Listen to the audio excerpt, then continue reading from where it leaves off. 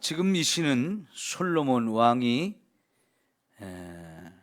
자신의 후손들 가운데 왕이 될 사람들을 위해서 교훈을 주기 위해서 지은 시라고 볼 수 있습니다. 특별히 왕은 하나님이 주시는 판단력을 그리고 하나님의 공의를 가지고 세상을 다스리고 통치하게 해달라는 기도로 시작을 합니다. 그러면 여러분, 세상을 다스리는 왕이 하나님의 판단력과 공의를 가지고 세상을 다스리면 어떤 결과가 나오겠습니까? 공의로 재판을 하고 가난한 자를 정의로 재판하게 되어집니다. 이 재판을 공의와 정의로 한다면 사람들에게, 백성들에게 큰 깨달음을 주지요. 옳고 그름이 제대로 분별되어지고 백성들도 그래서 옳은 길을 선택해 가게 됩니다.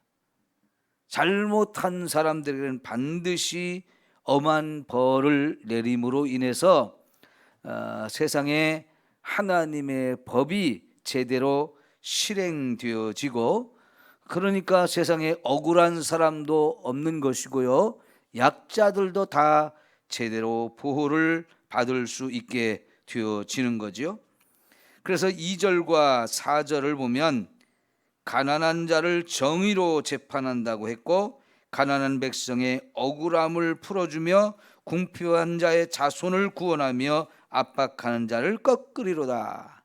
이 가난한 자와 궁핍한 자들이 대표적으로 나오는데, 이 가난하고 궁핍한 사람들은 힘이 없는 사람들입니다. 누군가 도와주지 아니하면 제대로 세상을 살아갈 수가 없는 사람들이 되는 거지요. 이런 사람들을 그냥 두면요, 힘이 있고 권세가 있는 사람들이 가서 압박을 하거나 가진 것을 빼앗거나 또 그들을 더 괴롭히는 상황이 되어지는 거지요.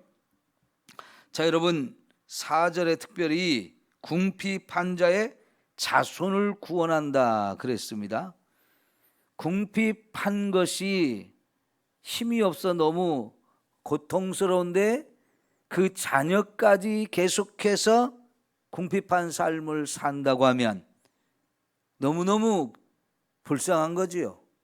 대를 물리면서 이렇게 가난하게 사는 세상이 되어지면 그런 세상은 정말 사람들이 너무너무 사는 게 힘든 거예요. 그런데 그런 대물림 되어지는 이 가난의 대를 끊어주면서 그들을 압박하는 자들을 꺾어버리는, 이런 것이 바로 선한 왕들, 훌륭한 지도자들이 해야 될 일인 거지요. 여러분, 그런데 이런 일을 다윗 왕과 솔로몬 왕은 경험도 했고 진짜 그런 나라를 이루었어요.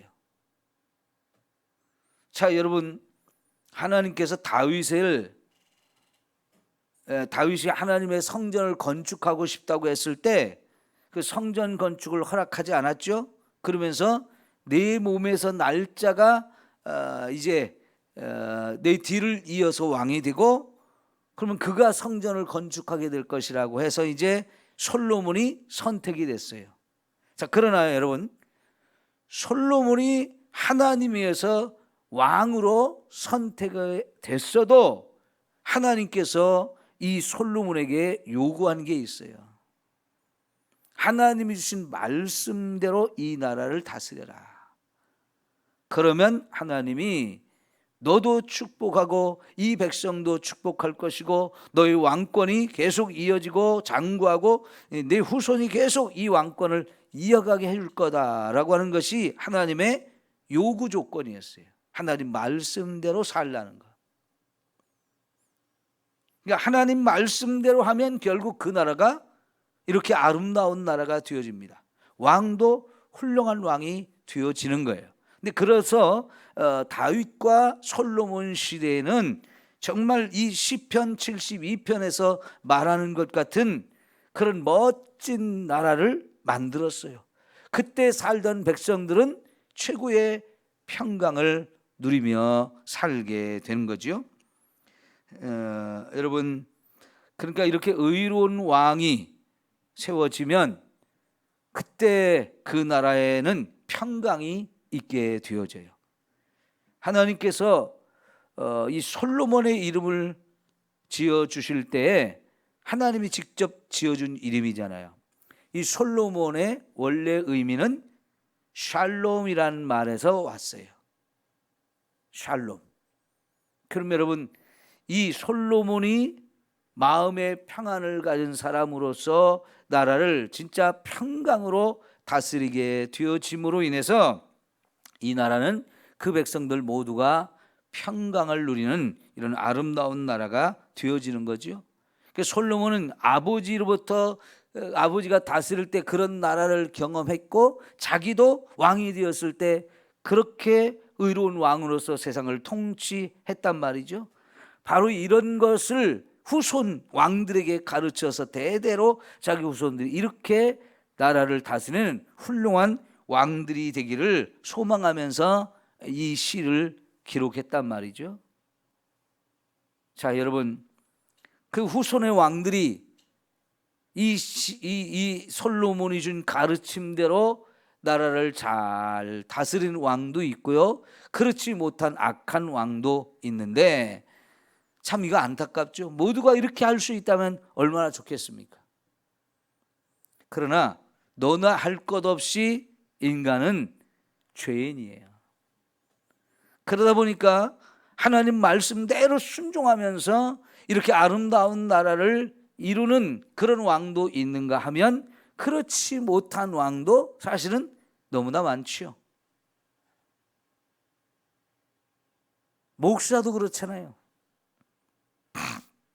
목사도 하나님께서 하나의 교회를 이렇게 맡겨 주셨을 때 그 안에 있는 성도들 정말 여기 왕처럼 그런 지도자가 되어서 교회를 이끌어 가야 되는데 훌륭한 그런 목회자도 있는가 하면 사꾼 목자도 있지 않습니까?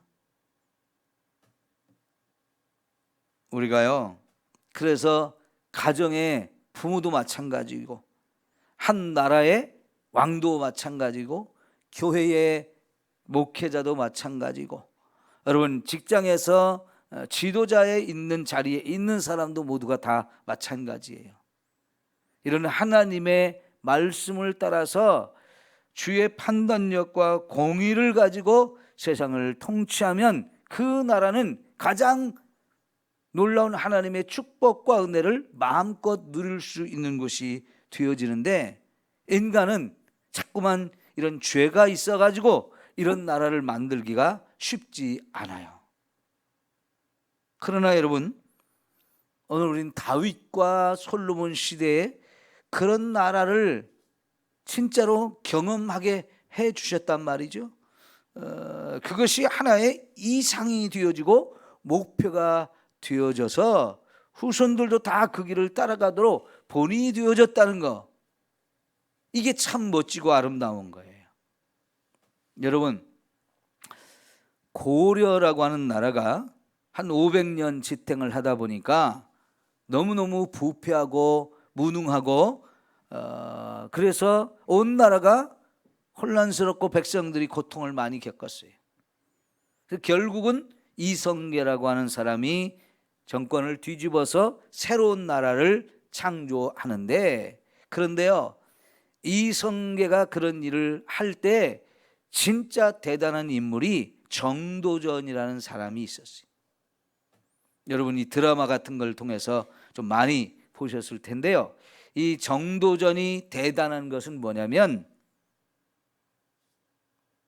그 당시 나라를 전국을 다 돌아다니면서 백성들이 얼마나 고통을 받으며 사는지를 눈으로 다 보고 목격을 했어요.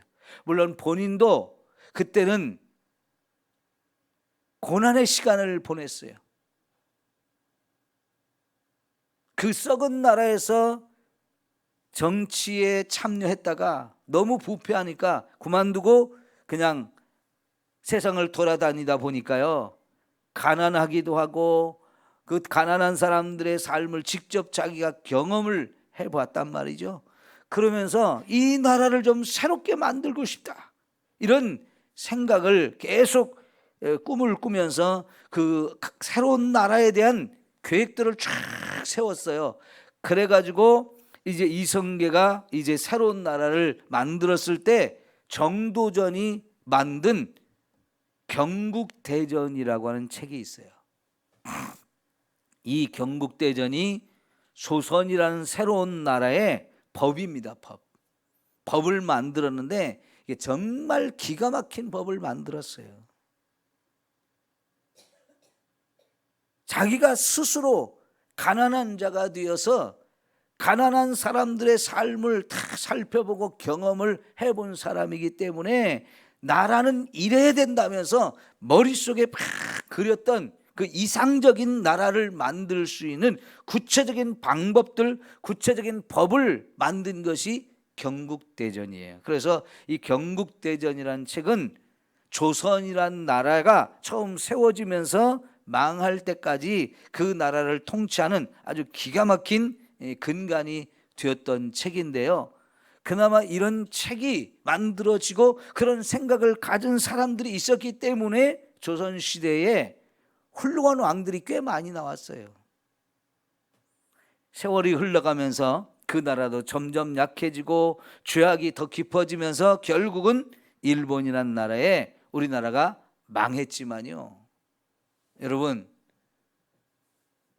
그래도 그 정도전 같은 사람이 경국대전 같은 이런 책을 만들어서 나라를 이렇게 우리 세우고 이런 나라를 만들자, 이런 이상과 꿈이 있었단 말이죠. 여러분, 일제가 망하고 우리가 새로운 대한민국이 만들어지면서 이승만 대통령이 되면서, 초대 대통령이 되면서 헌법을 만들었거든요.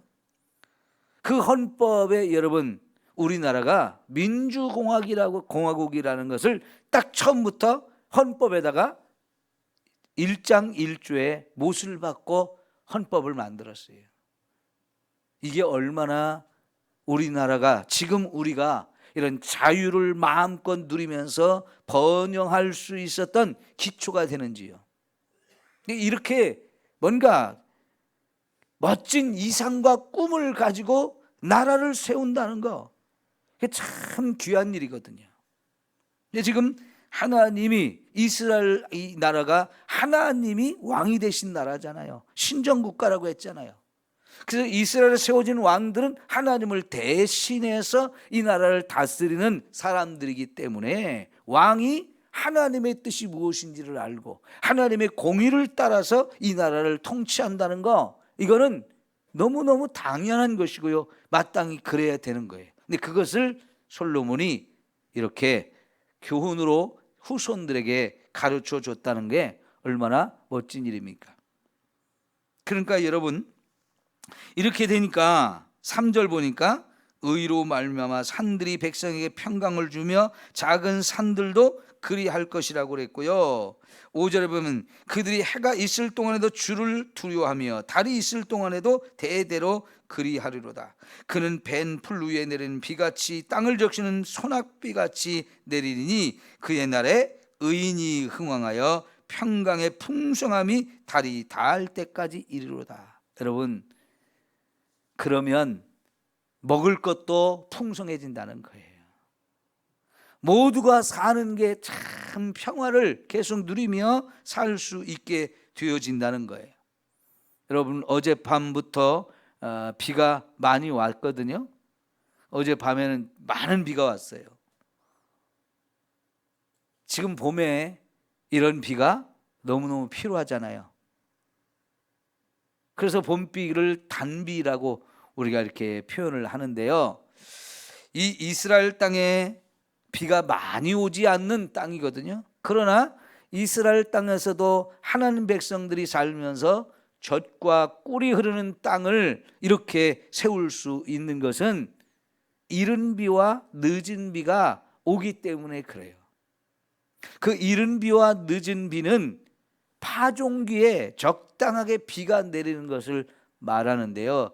특별히 우리로 말하면 가을철이 접어들면서 그때가 이제 유대인들의 씨를 뿌릴 때거든요. 근데 그때에 맞추어서 많은 비가 내려요. 다른 때는 비가 적게 오는데 이른 비라고 말하는, 늦은 비라고 말하는 이 비가 많은 비가 내리는데요. 그때는 사막에도 비가 내려가지고 강이 생겨요. 여러분, 사막이 모래 땅인데 거기 강이 생긴다면 많은 물이 한꺼번에 쫙 흘러가는데요. 그 정도로 비가 많이 온다는 거예요. 그러나 사막이기 때문에 그 비가 금방 다 스며들어 없어지기 때문에 강도 금방 없어지죠. 그러나 그 사막에 강물이 흐를 정도로 비가 많이 온단 말이죠. 그러면 이스라엘 백성들은 그게 그 비로 인해서 농사가 시작될 수 있으니까 이게 정말 단비가 되지요. 하나님이 이런 왕이 제대로 다스리면 하나님이 축복을 그렇게 주셔서 풍성한 이 축복을 누릴 수 있게 되어진다는 거죠. 그러면 여러분, 곡식만 잘 되는 게 아니라 세상에 의인이 흥왕하게 되어지고 악인들은 벌을 받으니까 꼼짝 못하는 이런 상황이 되어지는 거죠. 이제 8절부터는 이런 선한 왕의 다스림이 이스라엘 땅에만 머무는 게 아니고 땅 끝까지 그런 이 다스림이 흘러가게 되어진다는 거죠. 그가 바다에서부터 바다까지 그리고 강에서부터 땅 끝까지 다스리니 광야에 사는 자는 그 앞에 굽히며 그의 원수들은 티끌을 핥을 것이며 다시스와 섬의 왕들이 조공을 바치며 스바와 시바 왕들이 예물을 드리로다. 모든 왕이 그 앞에 부복하며 모든 민족이 다 그를 섬기리로다. 여러분, 이제 결국 여러분, 이런 선한 왕, 이거는 결국 누구를 가리키는 거냐면요, 메시아인 예수님이 오셔서 하실 일을 이렇게 예언하고 있는 내용이에요. 사실 예수님이 이 땅에 오셨을 때 만왕의 왕으로 오셨으나 왕 대접을 못 받았죠. 나는 왕이다 하면서 왕의 행사를 하지는 않았지만 그런 선한 왕이 해야 될 일들을 예수님이 이 땅에서 하신 거예요. 가난한 자, 병든 자, 소외된 자들을 직접 찾아서 온 나라를 돌아다니면서 치료해 주시고 먹을 걸 주시고 그 소외된 자들을 불러 친구가 되어주고 그들에게 소망을 주고 그들이 꿈을 가질 수 있게 그들의 어려움들을 살펴주는 일을 예수님은 계속 하셨단 말이죠. 근데 이것이 이스라엘 가나안 땅에서만 머무는 게 아니고 저 땅 끝까지 흘러가게 하시는 거죠. 여러분, 다윗과 솔로몬 시대에 주변에 있는 나라들까지 다 이런 역사들이 다 흘러가서 땅도 넓어지고 최고의 축복을 누리게 되었던 거거든요. 그러니까 주변에 있는 나라들도 다 부러워하는 거예요. 여러분, 하나님이 아브라함을 불러 갈대아 우르에서 끄집어내 가지고 가나안 땅으로 보내실 때 무엇 때문에 아브라함을 그렇게 했느냐? 너로 인하여 땅의 모든 나라 모든 민족이 복을 받게 하겠다라는 거였어요. 아브라함과 그의 후손만이 아니고 아브라함이 축복의 근원이 되고 축복의 통로가 되어서 이 아브라함 때문에 모든 나라 모든 민족이 함께 복을 받게 하시겠다는 것이 하나님의 계획이고 목표였어요. 그렇다면 여러분, 그의 후손들이 의해서 세워진 이 나라가 아무리 하나님에 의해서 선택을 받은 택한 민족이라 할지라도 우리만 복을 누리는 그런 나라가 되면 안 되는 거거든요. 구약 시대에도 여러분 이렇게 하나님에 의해서 세워진 왕이라든가 선지자들은 자기 나라만 생각한 게 아니고 저 땅 끝까지 이 하나님의 은혜가 흘러가야 될 것을 꿈꿨어요. 자, 여러분 67편 시편 67편 잠시 확인해 봅시다. 우리가 지나간 건데요.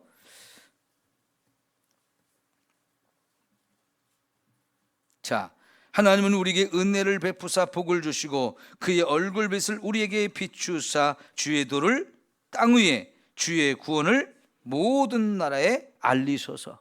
그러니까 우선 우리에게 은혜를 주시고 복을 주시고 그리고 그의 얼굴을 항상 우리를 향해서 비춰주시는 이런 복을 달라는 거예요. 그래 해가지고 우리가 이 하나님의 도를 땅 위에 주의 구원을 모든 나라에 알리게 해 주옵소서. 그 다음에 하나님이여 민족들이 주를 찬송하게 하시며 모든 민족들이 주를 찬송하게 하소서. 온 백성은 기쁘고 즐겁게 노래할지니 주는 민족들을 공평히 심판하시며 땅 위의 나라들을 다스릴 것이니라. 자, 여기까지만 봐도요, 이 이스라엘 백성들이 하나님의 은혜와 복을 누림으로 인해서 이것이 세상 사람들에게 자꾸 도를 전하고 하나님의 복음을 전함으로 인해서 이 하나님의 구원의 은혜가 모든 나라에게 미치게 해야 된다는 것을 그들이 이렇게 알고 있고요, 이걸 선포하고 이런 기도를 드리는 거예요. 그래서 결국은 이 땅의 모든 나라 모든 백성이 다 하나님을 찬송하는 이런 역사가 이루어져야 한다는 거죠. 여러분, 이런 은혜가 있기 때문에 오늘 우리도 구원을 받은 거잖아요. 자, 우리 한번 따라해 볼까요? 나는 구원의 통로입니다. 나는 축복의 통로입니다. 나는 행복의 통로입니다. 여러분, 이 세 가지를 여러분 항상 기억했으면 좋겠어요. 이제 우리 주일날에도 예배 마치고 항상 이 고백을 좀 함께 하고 헤어졌으면 좋겠어요. 우선 저와 여러분이 내가 먼저 구원을 받고 이 구원이 나를 통해서 계속해서 다른 사람들에게 흘러가게 하는 구원의 통로가 돼야 돼요. 축복도 내가 먼저 받고 내가 받은 이 축복이 나를 통해서 계속 흘러가서 축복의 통로가 되어져야 돼요. 행복도 마찬가지고요. 여러분, 이게 얼마나 멋지고 아름다운 일이에요. 그러죠? 우리가 이런 꿈을 꾸고요, 이런 삶을 살아야 합니다. 이것이 저와 여러분의 기도의 제목이 되어야 되고, 이런 삶을 세상으로 자꾸 흘려보낼 수 있는 이 통로들이 저와 여러분이 되어야 해요. 이게 바로 오늘 말씀에서 보여지는 너무나 멋지고 아름다운 비전이거든요. 자, 그럴 때 여러분 이제 12절부터 마지막 절까지 이런 왕위에서 다시 한번 선정이 베풀어지면서 이것이 또 땅 끝까지 흘러가면서 많은 나라 많은 백성들이 하나님을 찬송하게 될 것을 이렇게 말하고 있고, 그러면 이 왕권도 영원하고 이 왕도 계속해서 칭찬을 받고 이렇게 존경을 받는 그런 나라가 되어질 것을 말하고 있어요. 그리고 마지막으로 이제 18절 이하는 시편 2권을 마치는 마지막 송령이에요. 그래서 지금까지는 하나님이 세우신 왕에 의해서 함께 그 백성들이 복을 누리는 걸 말했다면 18절 홀로 기이한 일들 행하신 여호와 하나님이 이스라엘 하나님이 찬송을 받으실 것을 이렇게 선포하고 있고요. 그 영화로운 이름을 영원히 찬송할지어다. 모든 나라 모든 백성이 하나님을 영원히 찬송하라고 이렇게 선포하는 거죠. 그 온 땅에 그의 영광이 충만할지어다. 이렇게 아멘 아멘 마치고, 그리고 마지막으로 이세 아들 다윗의 기도가 끝나니라. 시편 2권 전체가 다 다윗의 시는 아니지만 그 다윗의 시가 가장 많았잖아요. 그래서 다윗의 시가 끝이 났다라고 이렇게 이야기를 하고 2권이 마쳐집니다. 오늘 이제 2권을 이렇게 마치고요. 계속 시편만 하면 여러분이 지루하고 저도 힘들어요. 그러니까는 다시 이제 우리가 내일부터는 레위기서의 말씀을 보게 될 겁니다. 여러분이 레위기서를 좀 매일매일 조금씩 미리 읽고 이 말씀이 무슨 뜻일까? 이 말씀을 통해 하나님 우리에게 뭔 말씀을 주시려고 할까? 자꾸 좀 묵상도 하시면 제가 설교할 때 여러분이 더 많이 깨달아지고 은혜가 되어질 줄 믿습니다. 기도합니다.